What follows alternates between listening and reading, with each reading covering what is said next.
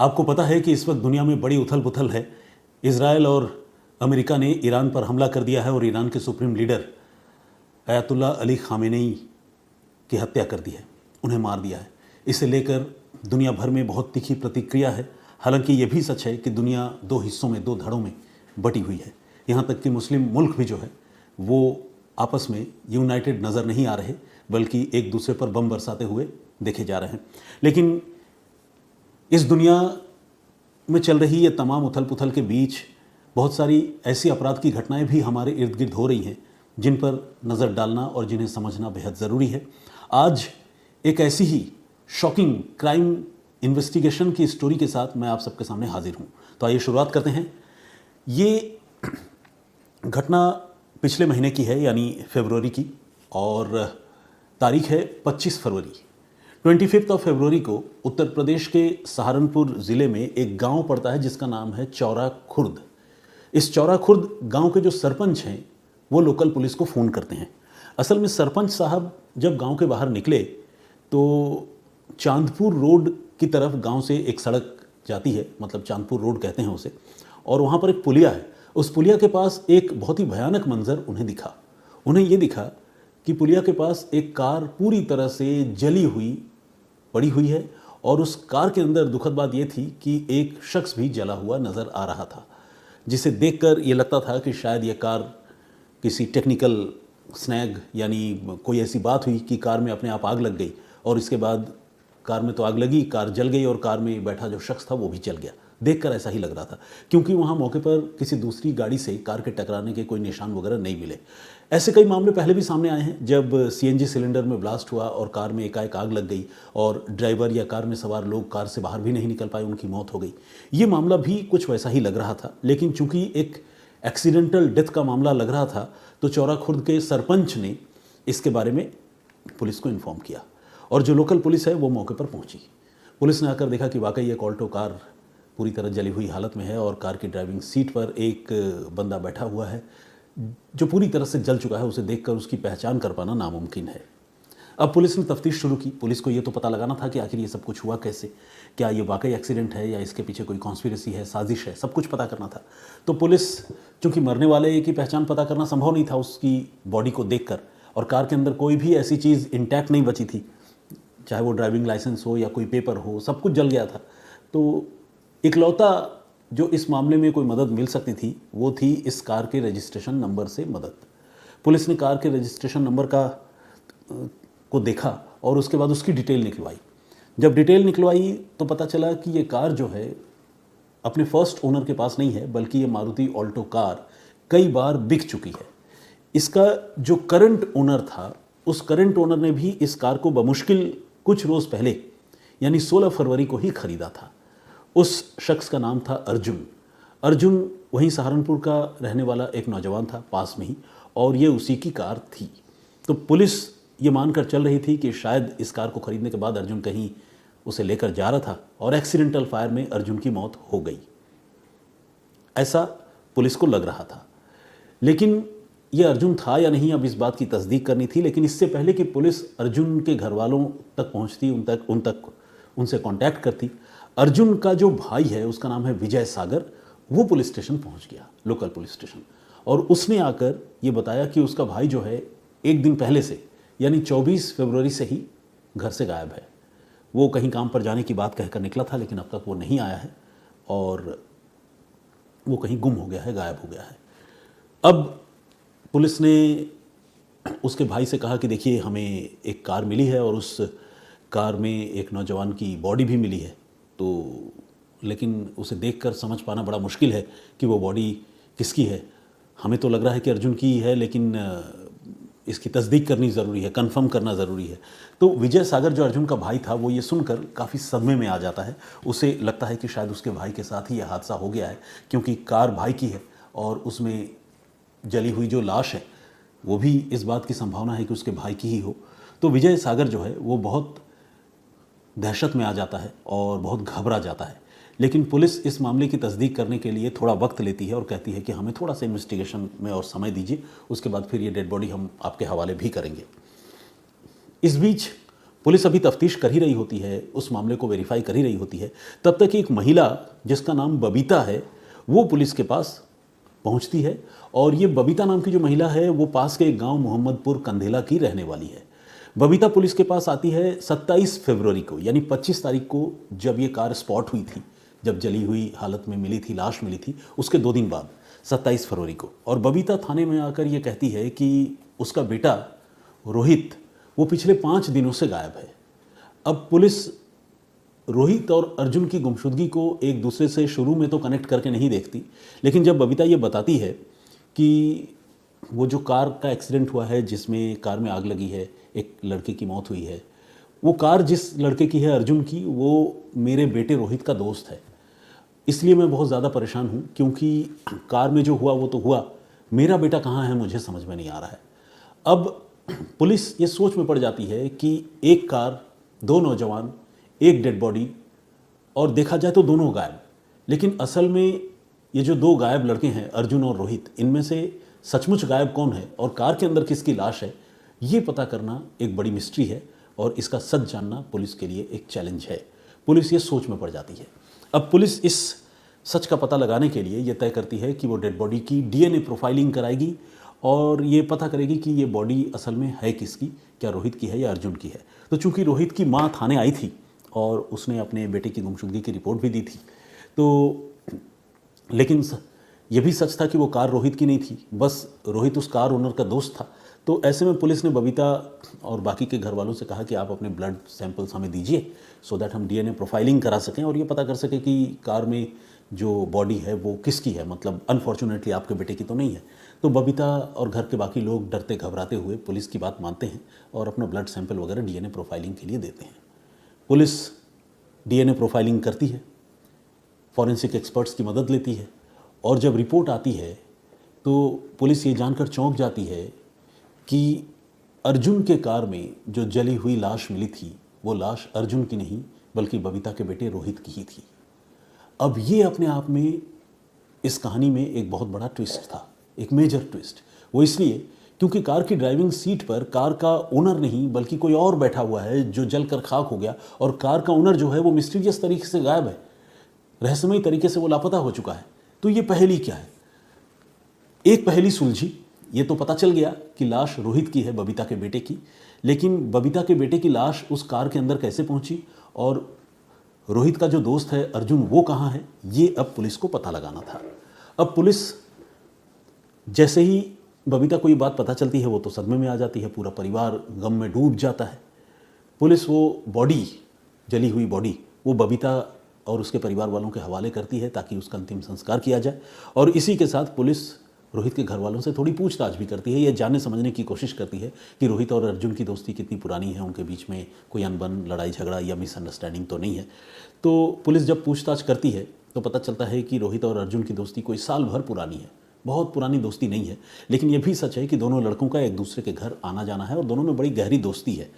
एक सच ये भी है कि अर्जुन ने 1,60,000 रुपये कभी रोहित को उधार भी दिए थे, और रोहित वो रुपए इस वक्त अर्जुन को चुका नहीं पाया था। हालांकि रोहित की माँ ये बताती है कि मेरे बेटे का इंटेंशन ये था कि वो रुपए चुका दे, लेकिन वो रुपए चुका नहीं पाया था और अर्जुन उससे तकरीबन 1.5 लाख रुपए, 1,60,000 रुपये मांगता था। अब पुलिस ये सोचने लगी कि कहीं ऐसा तो नहीं कि अर्जुन ने गुस्से में आकर रोहित का कत्ल कर दिया, क्योंकि वो 1.5 लाख रुपए उसे वापस नहीं दे रहा था, 1,60,000 रुपये। पुलिस इस एंगल पर सोच रही थी, लेकिन पुलिस ये भी सोच रही थी कि अगर ऐसा होता तो अपना ही कार उसको भी जलाने का क्या मकसद था। इस तरह से तो उसे बहुत ज़्यादा नुकसान हुआ, कार भी जलकर राख हो गई। कुछ दिन पहले कार खरीदा और उसके बाद वो रुपए भी चले गए, क्योंकि जब बंदा ही मर गया तो रोहित के पास जो रुपए थे वो रुपए तो वापस मिलने नहीं थे।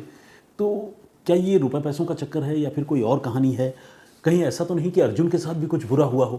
पुलिस अब ये सच जानना चाहती थी और अर्जुन के बारे में पता लगाना चाहती थी, लेकिन ये पता लगाने का जो तरीका था वो यही हो सकता था कि अर्जुन के जानने वाले लोगों पर पुलिस बहुत चुपके से निगरानी करे और ये पता करने की कोशिश करे कि क्या अर्जुन अपने घर वालों से और अपने दोस्तों से टच में है या नहीं है। अगर तो अर्जुन जीवित है और घर वालों को इसके बारे में जानकारी है तो जाहिर है फिर अर्जुन घर वालों से बातचीत भी कर रहा होगा, बेशक अपने मोबाइल फ़ोन से नहीं, किसी और फ़ोन से, क्योंकि अर्जुन का मोबाइल भी उसी समय से गायब था, मतलब स्विच ऑफ था जिस समय से अर्जुन गायब हुआ था, 24 फरवरी से। अब अर्जुन के भाई विजय सागर को पुलिस ने अपने रडार पर लिया और बड़ी खामोशी से उसका सर्विलांस करने लगी। वही विजय सागर जो सबसे पहले पुलिस थाने में पहुंचा था ये कहते हुए कि मेरा भाई अर्जुन कहीं गायब हो गया है, गुमशुदगी की रिपोर्ट लिखवाने आया था। तो पुलिस अब विजय सागर को फॉलो करने लगी और ये चेक करने लगी कि विजय सागर से किसकी बात हो रही है, क्या बात हो रही है। इसी क्रम में एक दिन का वक्त जब और गुजरा 28 फरवरी को, तब विजय सागर की किसी आदमी से फ़ोन पर बात हुई और ये सस्पेक्टेड आदमी विजय सागर से मिलने के लिए सहारनपुर आ रहा था और बड़कला फ्लाईओवर के पास विजय सागर की इससे एक सीक्रेट मीटिंग थी। यह आदमी कौन था, पुलिस को उसके बारे में पता नहीं चल पा रहा था, क्योंकि जिस नंबर से ये बातचीत हो रही थी वो एक अननोन नंबर था, यानी अर्जुन का मोबाइल नंबर नहीं था। अब पुलिस विजय सागर के ज़रिए ये उम्मीद लगाकर बैठी थी कि कहीं अगर अर्जुन विजय सागर से मिलने आ रहा है और अगर वो जीवित है तो अर्जुन को वो इंटरसेप्ट करेगी, पकड़ेगी, विजय सागर के साथ ही उसे भी गिरफ्तार किया जाएगा। तो पुलिस ने एक ट्रैप लगाया, पुलिस घात लगाकर इंतज़ार करती रही और दिए गए समय पर 28 फरवरी को वो अनजान आदमी विजय सागर से मिलने सहारनपुर के बड़कला फ्लाईओवर के पास पहुंचा। और जैसे ही पहुंचा, पुलिस की टीम जो वहाँ पर खुफिया तरीके से सादे लिबास में तैनात थी, उन्होंने जब देखा कि ये तो बंदा अर्जुन ही है, तो पुलिस भी जो है वो हैरान भी हुई, लेकिन साथ ही पुलिस को यकीन हो गया कि कार में जो रोहित की मौत हुई थी उस मौत के पीछे अर्जुन का ही हाथ है, नहीं तो अर्जुन गायब नहीं होता और बहुत ही सीक्रेट तरीके से अपने भाई विजय सागर से मिलने के लिए यहाँ नहीं आता। पुलिस फौरन एक्शन में आई और उसने विजय सागर और अर्जुन जो उसका भाई है उन दोनों को हाथों हाथ गिरफ्तार कर लिया, दबोच लिया। पकड़े जाने के साथ ही अब अर्जुन और विजय सागर के पास इससे ज़्यादा झूठ बोलने की और कोई गुंजाइश बची नहीं थी, क्योंकि अर्जुन अपनी डेथ यानी अपनी मौत को ही फेक करना चाह रहा था, दुनिया की नज़रों में दिखाना चाह रहा था कि मैं मर गया हूँ। और वही आदमी जब जिंदा पकड़ा जाए तो फिर उसके सामने अपने इस झूठ को छुपाने के लिए और तो कोई ज़रिया बचता नहीं है, तो उसे अब सच ही बोलना था। और पुलिस सच उगलवाने का तरीका जानती थी। पुलिस ने विजय सागर और अर्जुन दोनों को गिरफ्तार किया, अपने साथ थाने लेकर गई और थाने लेकर जाने के बाद पुलिस ने उससे सख्ती से पूछताछ की। इस पूछताछ में अर्जुन ने जो कुछ बताया वो और दिमाग घुमाने वाली एक कहानी थी।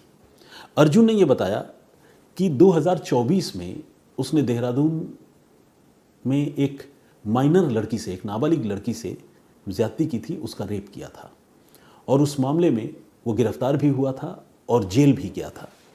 इसके बाद वो तकरीबन साल भर तक जेल में रहा और फिर जेल से उसे रिहाई मिली ज़मानत पर और वो बाहर आया जुलाई 2025 के आसपास। बाहर आने के बाद उसकी रोहित नाम के इस लड़के से दोस्ती हुई, जिसकी लाश अब अर्जुन के कार में मिली थी और रोहित के साथ उसकी दोस्ती काफ़ी गहरी हो गई। रोहित उस पर भरोसा करने लगा और पीने पिलाने का दौर चल गया। अर्जुन जो है वो अक्सर रोहित को शराब पिलाया करता था और रोहित को उसने तकरीबन 1,60,000 रुपये उधार भी दिए थे। इस तरह से दोनों के बीच में अच्छी बॉन्डिंग थी और रोहित जो है वो अर्जुन पर काफ़ी भरोसा करता था। लेकिन रेप के मामले में जेल जा चुका अर्जुन बड़ा शातिर दिमाग था। उसे इस बात का डर हमेशा सताता था कि वो अभी ज़मानत पर बाहर तो आया है, लेकिन आने वाले दिनों में अगर उस रेप के मामले में उसे सज़ा हो जाती है तो फिर उसकी ज़िंदगी बिल्कुल ख़राब हो जाएगी, क्योंकि फिर बाहर आने की गुंजाइश बचेगी नहीं। कई सालों के लिए वो अंदर जाएगा। जाहिर है नाबालिग लड़की से रेप किया है तो पॉक्सो जैसी संगीन धारा उस पर लगी होगी, हो सकता है आजीवन कारावास की सज़ा हो जाए। तो वो बहुत घबराया हुआ था, डरा हुआ था और वो इस मुसीबत से बाहर निकलना चाहता था और इसके लिए प्लानिंग उसने जेल में रहते वक्त ही कर ली थी। असल में जेल में रहते हुए उसकी मुलाकात शारिक नाम के एक क्रिमिनल से हुई थी। शारिक एक ऐसा क्रिमिनल है जो किडनैपिंग के मामले में सहारनपुर के जेल में बंद था। शारिक से अर्जुन की जेल में दोस्ती हुई। अर्जुन ने अपनी कहानी सुनाई, बताया कि रेप के मामले में अंदर आया हूँ लेकिन सज़ा हो गई तो लेने के देने पड़ जाएंगे, अभी तो ज़मानत की उम्मीद भी है। तो शारिक ने उसे कहा कि अगर दुनिया को ये लगे कि तुम मर चुके हो तो केस ही ख़त्म हो जाएगा। तो अर्जुन को ये आइडिया जच गया। अर्जुन ने शारिक के साथ मिलकर जेल में ही इस आइडिया को प्लान करने का फ़ैसला किया, अमल करने का फ़ैसला किया और ये तय किया कि जब वो बाहर निकलेगा तो इस आइडिया को एग्जीक्यूट करेगा, यानी अमल में लाएगा। इसके बाद शारिक को भी ज़मानत मिली और अर्जुन को भी ज़मानत मिली और इन लोगों ने बाहर आकर प्लानिंग शुरू कर दी और इसी प्लान के तहत अर्जुन ने रोहित से दोस्ती की। रोहित को रुपए भी उधार दिए, रोहित को शराब भी पिलाता था और रोहित पूरी तरह से मेस्मराइज्ड हो चुका था, यानी अर्जुन पर बहुत ज़्यादा भरोसा करता था। 24 फरवरी को प्लानिंग के मुताबिक अर्जुन ने रोहित को शराब पीने के लिए बुलाया। रोहित आया। अर्जुन के साथ उस दिन शारिक और रोबिन भी मौजूद थे, यानी उस गाड़ी में, ऑल्टो कार में 4 लोग थे। चारों ने मिलकर शराब पी, लेकिन चारों ने साजिशन रोहित को ज़्यादा शराब पिलाई, क्योंकि उनका टारगेट रोहित ही था। और टारगेट जब बिल्कुल बेकाबू हो गया, यानी उसका अपने आप पर कोई काबू नहीं रहा, शराब पीकर वो नशे में धुत हो गया, तो फिर शारिक, रोबिन और अर्जुन ने मिलकर रोहित की गला घोंटकर हत्या कर दी। हत्या करने के बाद उसकी लाश को ड्राइविंग सीट पर रखा, कार से ही पेट्रोल निकाली और कार में डालकर उस कार को आग के हवाले कर दिया। रात के अंधेरे में कार धू-धू कर सुनसान जगह पर जलती रही। अर्जुन जो है वहाँ से गायब हो गया और बाकी के लड़के भी वहाँ से नदारद हो गए। इसके बाद अर्जुन पहुँच गया देहरादून। वो दुनिया को दिखाना चाहता था कि वो मर चुका है। उसने देहरादून से अपने भाई विजय सागर को फ़ोन किया और फ़ोन करके ये कहा कि भैया थाने चले जाओ और थाने जाकर मेरी गुमशुदगी की रिपोर्ट लिखा दो और ये बता देना कि मैं कार लेकर निकला था, लेकिन इसके बाद से मैं मिला नहीं हूँ। विजय सागर को पता था उसका भाई जिंदा है, क्योंकि भाई खुद ही फ़ोन करके बता रहा था। तो विजय सागर ने अपने भाई का इस जुर्म में साथ देने का फैसला किया। थाने गया, उसने अपने भाई की गुमशुदगी की रिपोर्ट लिखा दी। उधर देहरादून में अर्जुन ने अपने बाल वाल कटवा लिए, अपना हुलिया बदल लिया, मोबाइल फ़ोन का सिम कार्ड चेंज कर लिया और उसे पूरा यकीन था कि अब वो पकड़ा नहीं जाएगा। लोगों की नज़रों से वो ओझल हो गया। लेकिन चाहे आप इसे कर्मा कहें, कर्म का फल कहें, या ये कहें कि जुर्म कभी छिपता नहीं, अर्जुन जो है इस पूरे प्लान को एग्जीक्यूट करने के बाद अपने भाई विजय सागर से मिलने के लिए इस घटना के चंद दिनों के बाद ही, जैसा कि मैंने आपको बताया, बड़कला फ्लाईओवर के पास 28 फरवरी को वो अपने भाई से मिलने आया। बात तो वो खुफिया तरीके से अपने भाई विजय सागर से कर ही रहा था, लेकिन जैसे ही मिलने आया तब तक पुलिस इन्वेस्टिगेशन में काफ़ी आगे बढ़ चुकी थी। पुलिस से पता कर चुकी थी कि रोहित की लाश है कार में, अर्जुन जिंदा है। वो अर्जुन को पकड़ना चाहती थी और अर्जुन आखिरकार जब अपने भाई से मिलने आया तो पकड़ा गया। इस तरह से एक शख्स ने अपनी डेथ फेक करने की कोशिश की और वो नाकाम रहा, लेकिन अपने इरादों को अंजाम देने के लिए उसने एक बेगुनाह नौजवान की, जो उसका दोस्त था और उस पर बहुत ज़्यादा यकीन करता था, उसकी हत्या कर दी। इस पूरे घटनाक्रम पर आप क्या सोचते हैं? पुलिस की तफ्तीश पर आपका पॉइंट ऑफ व्यू क्या है? हमें कमेंट करके ज़रूर बताइएगा। ईरान और अमेरिका की खबरों के बीच क्राइम इन्वेस्टिगेशन की इस स्टोरी पर आप कमेंट करेंगे, आप अपनी राय देंगे, ऐसी मुझे उम्मीद है। फिलहाल अपना बहुत ख्याल रखिए।